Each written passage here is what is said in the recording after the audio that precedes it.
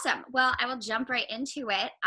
Tell me a little bit about the new documentary coming out and what are some things fans will learn more from you guys?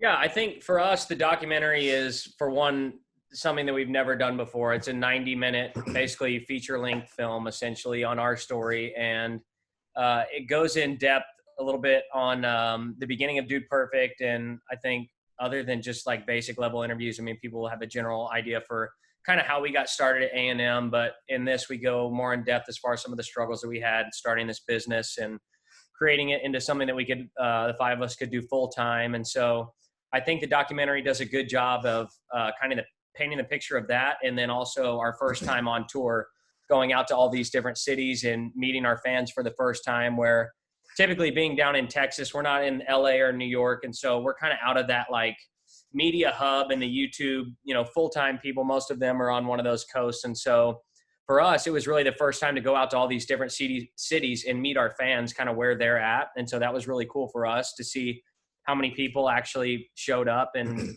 all these sold out shows. And sorry about that. Zoom, classic Zoom. Somebody calls in. Zoom stereotypes. I love it. Could have done a whole video on that one alone. But yeah, we're very, very proud of the way that it turned out. And I think the cool thing is we just hope that families would sit down and watch it together and enjoy, 90 minutes of time together and have fun with it. So. Yeah, well, and I think that right now is such a great time for this to come out too, because you all have really, really been doing a lot for sports fans too, who haven't really been able to enjoy their sports. And so they've kind of turned to you guys during this quarantine time too. So are they going to get some of that entertainment value in the documentary as well? We're trying to pull our weight on the sports end right now. I know we are struggling not being able to watch it just like everybody else. So we've been hoping to do all that we can. And I definitely think that, it's no Last Dance, okay? The Michael Jordan documentary is fantastic. I don't think we're pulling in, 6 championships that people get to watch. But I do think that for sports fans especially, there's a lot in there competition-wise and stuff that I think they'll really get to enjoy. So we're excited about that. Mm-hmm. Now, how did you guys find each other and, start making these kind of trick shot videos? Yeah, so Garrett and I went to high school together, and we go more in depth in the doc about all this. But basically, he went down to A&M and met these guys. They're all a year older than me. And so when I got down there, Garrett had already met Kobe and Corey and Cody and introduced me to them. And then we all lived together in a house while we were down there, and then got started shortly after that. But that was kind of the connection. They're originally from Houston. The three of us, me, Garrett, and Cody, are all Dallas boys. So got hooked up down there, and then made it happen. And just like, did you find a niche that you kind of wanted to fill, or were you, not at all, trick shots, and then you were like, we should make videos? It could not have been more accidental. Ty and Garrett were the first ones to do anything. They bought a basketball goal, the cheapest one they could find. We had a grass backyard and set it up back there. And they just started messing around one afternoon, and we got back from class. We all, of course, were trying to top each other and ended up shooting off the roof and all kinds of stuff that I'm sure parents would really, really appreciate. Yep. And so that video, just for whatever reason, took off, and we just kept making videos completely for fun. And as the views grew, companies started reaching out, wanting to be featured in the videos. And that's how it kind of shifted from hobby to potential business. And we were just juniors in school then and had our own plans for career. So there was a lot of that shifted over time, and we go into some of that in the documentary. Is there one trick shot video or, trick that almost made you guys like want to give up and stop the whole thing? I don't know that there's one in particular. I think it was nice for us to start diversifying our content. Originally we were known as the Trick Shot Guys. And so we knew that if we wanted to be around longer than a few videos and be relevant online, that we would have to start coming out with new content and things for people to enjoy. And so I think once we made that shift from trick shots to stereotypes and battles and our overtime series, and then most recently our bucket list series, I think that opened the door for us, I guess, from a creative freedom perspective, to be able to do essentially whatever type of content we want to make. And so I think if we were still doing trick shots only at this point, we would definitely not be around at least, or not getting anywhere near the amount of views that we do on videos. So the diversification, I guess, of our content was a really big piece of that for us. Mm-hmm. And with so many different personalities, I mean, how do you kind of balance it all? Is there someone who takes the lead? Does everyone kind of have their own role? How does that work? Balance is such a friendly word. Yeah, doesn't feel like a lot of balance the different sometimes. Personalities. I think that we've really become even closer than brothers after all these years. I mean, we've been making the videos for 11 years and we're roommates for years before that. And so we have known each other a long time.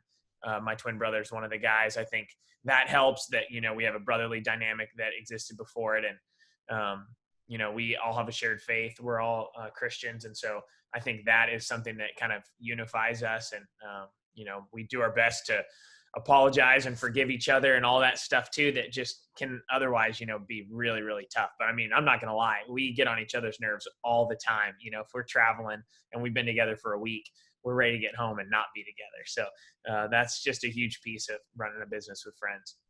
Yeah. Will we see some of that in the documentary? Just kind of the behind the scenes a little bit?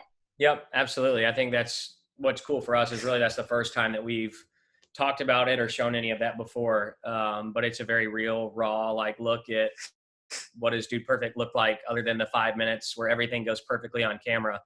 So I think that's the interesting part about the documentary. We tell a story in there where Cody, the tall guy, kind of snaps a little bit. And so there's some stories in there Mama. that I think people will get a kick out of. Do you, you know, I feel like with a lot of YouTubers, they are YouTube personalities. And so how they act maybe on camera is different from kind of just like who they are as a person. Are you guys nervous at all to kind of put out this really raw documentary and have it be, you know, this other side of you that fans are seeing? Or are you, you know, typically pretty authentic with who you are? Yeah. I don't think it's, they're not going to see a different side. I mean, I think if anything, they'll see like, oh, wow, Ty's not yelling 98% of the time in a video. So it may be a little bit more toned down. But I think when you watch the documentary, you'll see, oh, these guys they act the same way they do and do the same things, not on camera as they are when they're filming. And so it's just a different version of us, but along the same lines, it's still the same people. So I think we're excited for people to see like our interactions with our families. That's something we've definitely never shown before.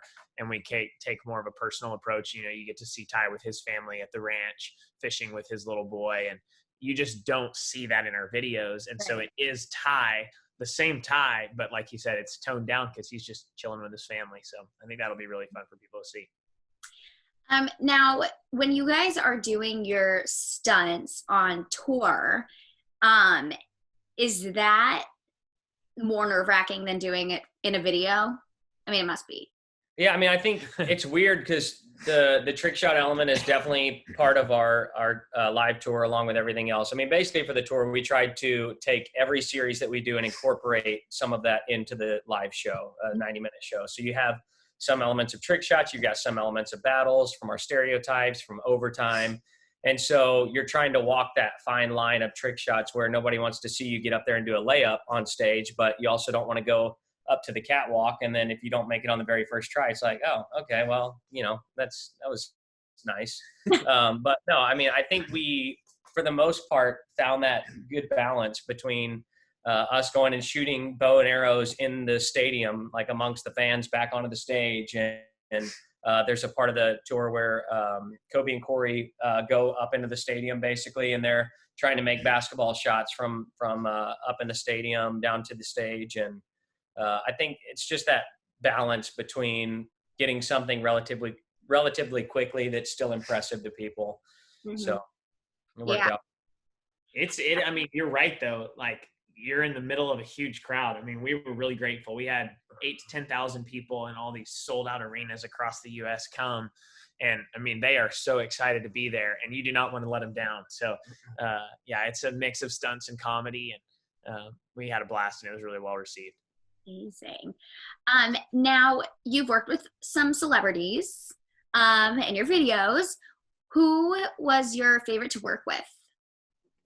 I don't know that I could pick a favorite. I mean, honestly, you meet all of these celebrities and athletes, and you realize very quickly why they're at the top of their game and where they are. And it's not because they treat people poorly and they're not that talented. I mean, all these people are unbelievably nice and genuine and so unimaginably talented that you hang out with them. And I think combining that with where they get to come out and just do some trick shots, and then we usually do some type of a goofy interview with them where it's very lighthearted and more silly question type stuff. They don't ever get to do that. So they just get to kind of let their guard down and have fun with it. And I think that's why it works so well. And they essentially get to kind of do what we do every day and just be a kid again and have fun with it. And I think that's why they enjoy it, and the videos turn out so well and are well received by people. We had a chance during the filming of the documentary while we were out on tour to film with Zac Efron, and we haven't showed that yet in any of our videos. And so he's in the documentary in a big piece that we film with him. So it's stuff like that. That's exactly like Ty said, that, you know, you see somebody like him who's in all types of stuff and you're not sure what he's going to be like in real life. And I mean, he was just as down to earth and fun as we could have expected. So ton of fun. And he's just another example of awesome folks we've worked with. Yeah, I feel like Zac definitely kind of is the epitome of like a man child, like doing fun stunts, going out and like, you know. He was all about it. Yeah. Sport. The sixth dude that day. It was really fun. Totally. Is there a celebrity that you'd want to work with that you haven't yet that's like on your wish list? Yeah, I think there's a few. JT, we've been in talks. We played golf with him last year. So he got into some axe throwing for a little bit. Maybe an axe throwing video. We'd still love to do something with him. I'm a big fan of Ellen. I would still love, we've never gone on Ellen's show or anything like that. Would love to do something with Ellen at some point. That'd be a lot of fun. Yep. Tiger would be, we've heard his kids are fans, so maybe that'll be our ticket in there to do something with him. But yeah, there's a few out there that we still would love to work with. No doubt. I love that. Those are good ones. Always got to use the kids to get into the parents. Yeah, that's just easy money right there. That's great.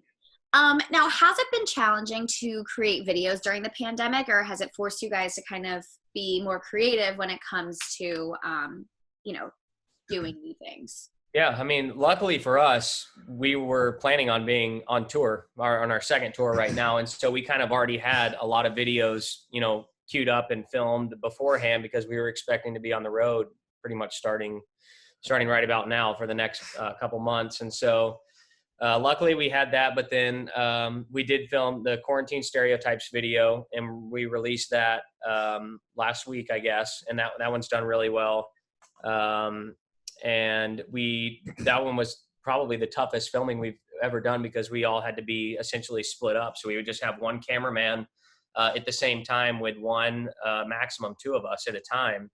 And typically we're all there together when we film, kind of directing behind the scenes and everything when we're doing one of those. So this one was very different, but it turned out really, really well and people loved it. I mean, I think it's got 15, 16 million views in a week right now. So it's done well. Wow. That's amazing. Yeah, we are excited to hopefully get back soon, get back at it, because I know people are anxious to see some more stuff, and we're ready to be able to do some more filming ourselves. Yes. Well, in the meantime, everybody can watch the Dude Perfect YouTube Originals documentary. So it is streaming for free starting May 11th on YouTube. Yeah, it'll just look like a regular video upload from us. So 5 Central, that's what time we release all of our videos. But yeah, cannot wait for people to check it out. Hope they sit down with the family and watch it together and enjoy it. So yeah, really grateful to YouTube Originals for the opportunity. It's something we've wanted to do for a long time, and really think people are going to enjoy kind of the backstage pass, pull the curtain back look at this journey. Can't wait. Thank you guys so much for your time today. I really appreciate it. Thank you, Allie. Thank you. Awesome.